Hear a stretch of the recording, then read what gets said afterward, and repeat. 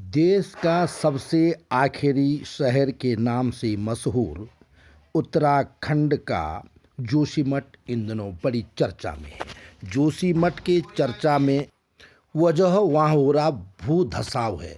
भूधसाव की घटनाएं जोशीमठ में पिछले एक साल से लगातार हो रही हैं, लेकिन हाल के दिनों इसमें तेजी आई है, जिसकी वजह से जोशीमठ पूरे उत्तराखंड सरकार के लिए नहीं बल्कि भूगर्भ वैज्ञानिकों के लिए भी एक सोचनीय, एक चिंतन का विषय बन गया है। जोशीमठ आध्यात्मिक नगरी भी है। वहाँ आदि शंकराचार्य द्वारा स्थापित ज्योतिष पीठ भी यही है। जोशीमठ शहर 1850 मीटर की ऊंचाई पर बसा है और 2011 की जनगणना के अनुसार यहाँ की आबादी लगभग 17,000 है। पिछले कुछ समय से जोशीमठ के मंदिरों में, शहरों में, सड़कों में अचानक धंसाव आ रहा है। लोगों के घर ढह रहे हैं। इस तरह से 600 परिवारों के समक्ष लगभग बहुत बड़ा संकट पैदा हो गया है। इसमें से 43 परिवारों को जोशीमठ के स्कूलों, कॉलेजों, मंदिरों में ठहराया गया है। गुरुद्वारा, नगर पालिका में, इंटर कॉलेज में, ITI में वहाँ लोगों को ठहराया गया है और लोग इन सर्दियों में वहाँ रातें काट रहे हैं।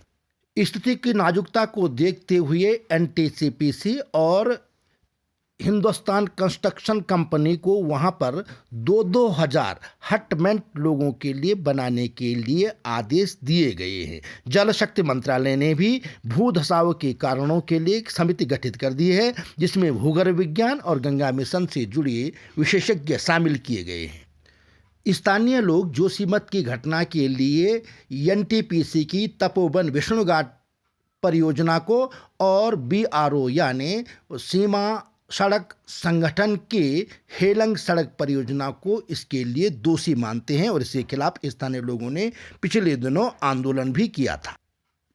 National thermal power corporation NTPC Tapovan Vishnughat पर 520 मेगावाट जल विद्युत परियोजना का निर्माण कर रहा है और लोगों का कहना है कि इस परियोजना के लिए जो 12 किलोमीटर लंबी सुरंग बनाई जा रही है, उसकी वजह से यहाँ भूधसाव हो रहा है। उसकी वजह से वहाँ पहाड़ की अंदर की जमीन कच्ची हो गई है। आपको याद होगा कि 2021 में विष्णु घाट परियोजना की वजह से रैनी में एक आपदा 2021 में आई थी, जिसमें 206 लोग लापता हो गए थे और 176 लोगों के सब तक बरामद नहीं हो पाए थे।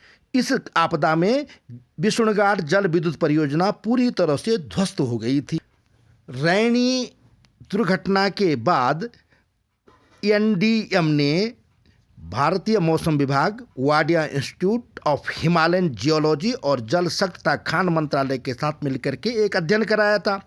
इस अध्ययन की रिपोर्ट में हिमालयी क्षेत्र में ऊर्जा के वैकल्पिक स्रोतों के लिए जो सलाह दी गई थी, उसमें कहा गया था कि हिमालयी क्षेत्र पर पहाड़ों पर जो है बांध नहीं बनाए जाने चाहिए, बल्कि ऊर्जा के लिए वैकल्पिक स्रोतों के बारे में सरकार को सोचना चाहिए।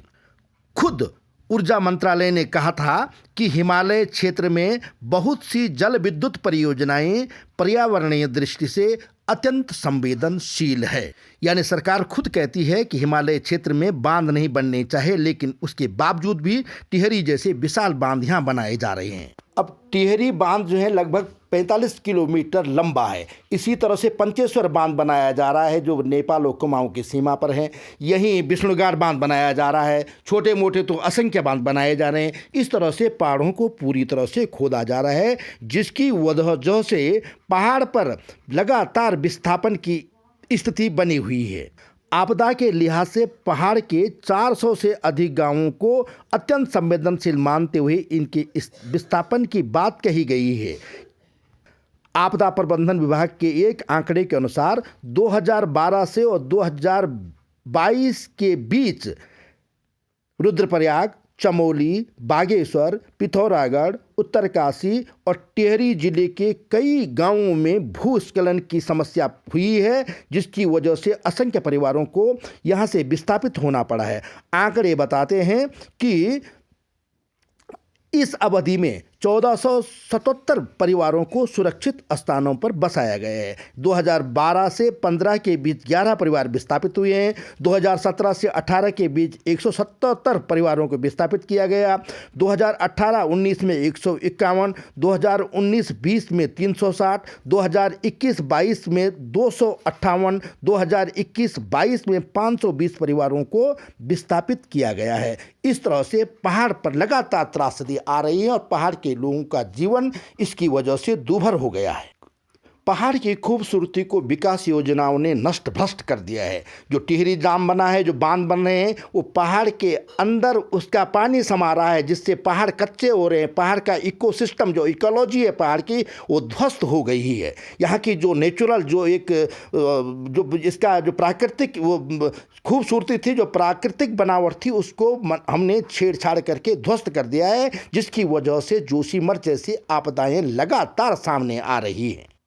बांध, सड़कें और शहरीकरण ने पहाड़ की प्राकृतिक सुंदरता को नष्ट कर दिया है। अब वो पहाड़ नहीं रहे जिसकी कल्पना की जाती थी।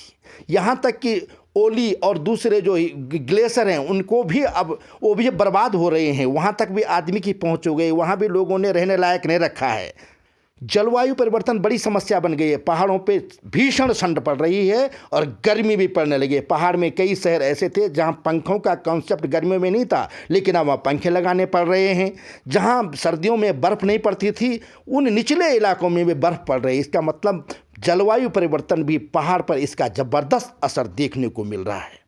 कुल मिलाकर के पहाड़ से लोग पलायन कर रहे हैं और पहाड़ का विकास खोखला विकास हो रहा है। पहाड़ में लोग नहीं है, पहाड़ से लोग मैदानों की तरफ पलायन कर रहे हैं। चूँकि पहाड़ पर जो है लोगों के भरण पोषण के लिए सरकार कोई ठोस योजना नहीं बना रही है। हाँ, यहाँ बांध जरूर बन रहे हैं और बांध बन रहे हैं, लेकिन इसकी बिजली यहाँ के स्थानीय लोगों को नहीं मिलती है। इसकी बिजली मैदान तक पहुँच जाती है, उसका विक्रय होता है, उसका वाणिज्यकरण हो रहा है, उसका स्थानीय लोगों को कोई फायदा नहीं हो रहा है। उससे स्थानीय लोगों को सिर्फ नुकसान ही हो रहा है। पहाड़ की सुंदरता को नुकसान हो रहा है। पहाड़ की खूबसूरती जो है इससे तबाह हो रही है और इसे रोका जाना चाहिए।